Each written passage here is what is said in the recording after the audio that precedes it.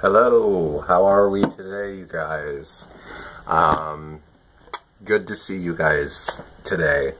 I just wanted to tell you guys a little story today. I know that it doesn't sound as spectacular as some other stories, but what I will say is that this is my story, no one else's. So thank God it's mine, because I can talk about it. I'm allowed to talk about it. So let's talk about it, right? I was adopted. Man, I hated it. I still hate it. I hate that I was. And jealous of others who were and who are adopted. It's been a really hard thing to deal with. Why? Like, why me? Why me? And some would say, oh man, that's horrible. Like, God, you shouldn't think like that, you know? And a lot of times when people are adopted out, it turns out to be a really good thing. And, you know, the people who take you on love you to death and treat you probably sometimes maybe even better than, you know, what kind of position you would have been in. I guess probably the biggest difference is that I was adopted when I was 3. I was taken from my adopted family at 7, basically. I have 2 older siblings, 2 older brothers, and I have a third sibling. Sorry, I have 3 siblings, and my sister is a great friend of mine. But back then, it was that we were all adopted out into one family, so we got that, and yes, thank God for that, right? Thank God for that. I don't even remember how maybe grateful that experience was for me, but I look back at it and think, man, thank God that I had them.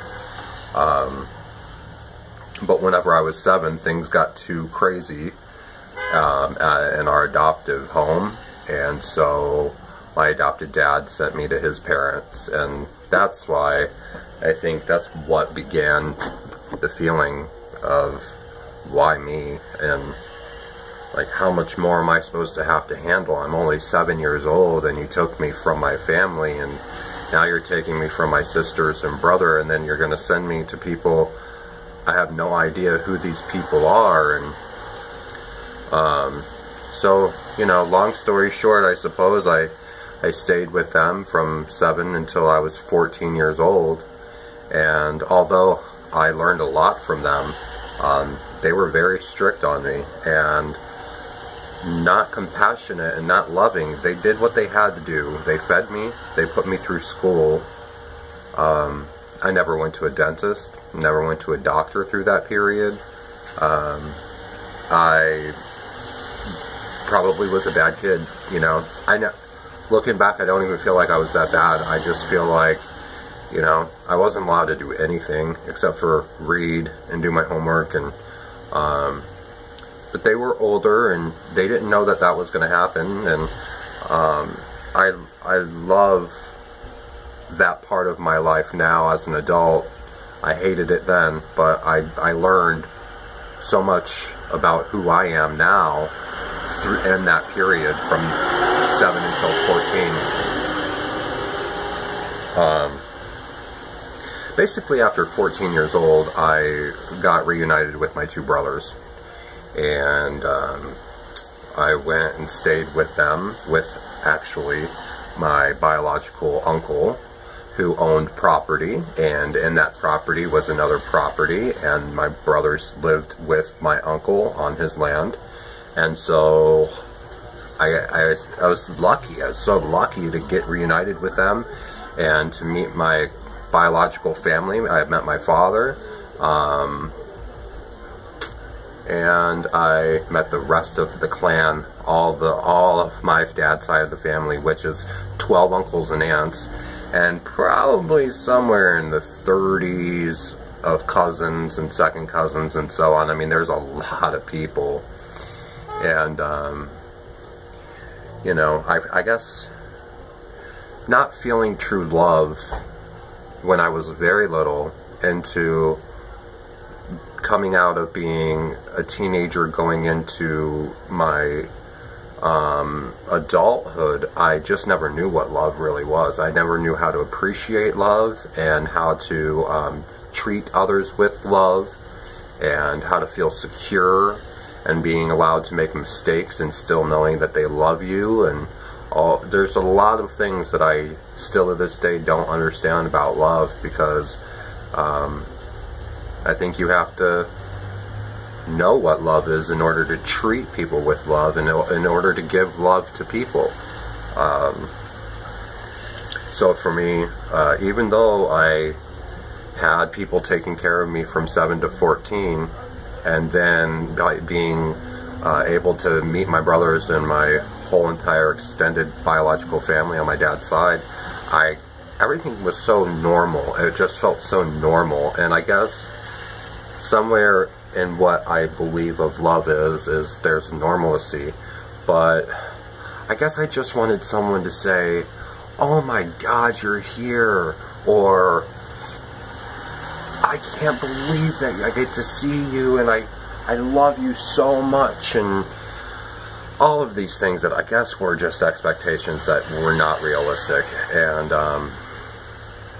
it was nice to be around them, but I was so different than all of them, and I never felt like I fit in, and I never felt like they truly cared whether or not I was around. So it wasn't until I was 18 that I found out that I was able to go and live with my mother. Actually, I was like 17 and a half. And I was, you know, I was always bad in school. So I was 17 probably in my junior year of high school. And just about to turn 18 too. So by the time I knew that I had an option to go and live with my biological mom, I wasn't a baby and I wasn't a kid. I think it was hard for her. It was hard for me. When I met her, again, it didn't really feel like all of the sparks and all of the oh my God and love and cry, and I was never really there. I feel, you know, that she had a hard time trying to figure out how to love me too, or give me love, but at the end still know that I can't repay him. I can't do anything about what happened. I can't sugarcoat it, and I have to be honest. And I have a whole new life now. I have a whole new life now. And how do I just bring in this man that's my blood, that I look so much alike?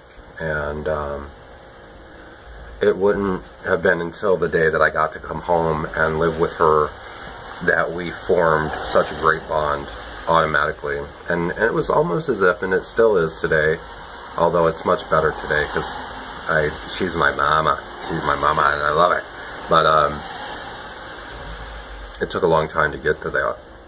And I think when you think about people who are adopted and you hear their stories and they're successful, and you start to understand that adoption is a great thing, and that there's children out there who need parents and that need guidance and structure and discipline and acceptance and love and compassion. And when you don't have that your whole entire life, how do you create that? And how do you, I guess I'd ask you guys literally, how do you create that? And how do you know that you're a good enough person to be loved, and that I should have love in my life and be surrounded by that? Because right now, and I've always been so distant, not only with my mother, but just with everybody. And I have the things that I want in life. I've worked very hard to get where I am, although some would probably not think it's all that great, but my biggest thing right now is just to stay consistent with what I'm doing, trying to build a foundation for myself, some longevity in a job, get my credit score going. I have a beautiful car right now. I'm single. I've been single for a long time. I've got a lot going for me, but I guess at the end of the day, maybe it was an adoption gone wrong for me. I wonder what you guys think, and what you guys could encourage me to do, and how to try to find love within myself. Maybe just give me some feedback, and subscribe and like the video. Check out my other video about me coming out of the closet. And just keep following me, you guys, because I could really use a support system. So, thank you. Until next time.